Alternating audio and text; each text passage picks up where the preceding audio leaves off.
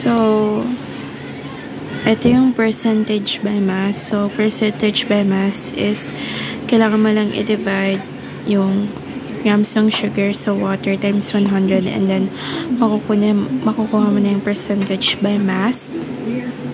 So, meron tayong normality. So, yung mass nung magnesium chloride is 0.18. So, isusulat mo yung 0.18 grams over kung ano yung grams nung parang compound na pinag-uusapan, yun yung isusulat dito. Over the formula mass, para siyang magiging complex fraction. So, over the formula mass, which is usually given, and then yung replaceable, number of replaceable. Yung number of replaceable daw is para siyang crisscross method.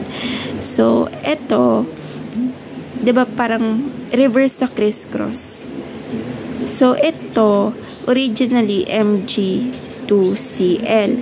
Pero, nung nag-crisscross sila, naging MgCl2.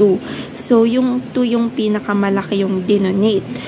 Or, kaya, yun yung gagamitin na replaceable, hindi yung 1. So, ganon. And all over. So, ang gagawin mo muna is i-divide mo muna to para makuha mo yung ilalagay mo dito. So, the formula mass divide the number of replaceable, ito yung sagot. Okay? 47.605 equivalent per, ay equivalent lang. Kasi, yung grams, yung mole, makakancel na yan. Kaya ginanyan natin siya. So, itong, ayan, is ita times natin doon sa liters. So, di ba milliliters yun? Gagawin natin siyang liters. So, maging 0.1 liters. So, ito yung sagot.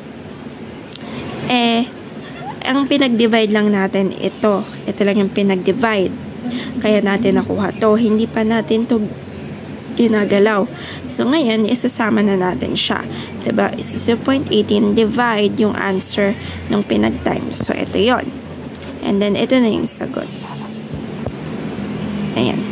Try ulit natin. So, dito, yung grams ni magnesium phosphate is 0.50 grams.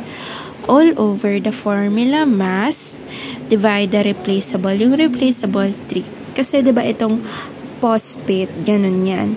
So, kapag criss-cross mo yan, basically, yung subscript niya 1. So, yung may pinakamalaking binigay is yung 3.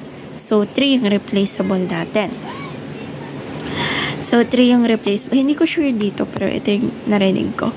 So, 3 yung replaceable. So, i-divide muna natin sila. Hindi pa natin yan iniintindi ha. Nilagay lang natin siya. I-divide na natin. So, 54.65 equivalent. Okay. Equivalent. Nawala na yung mole.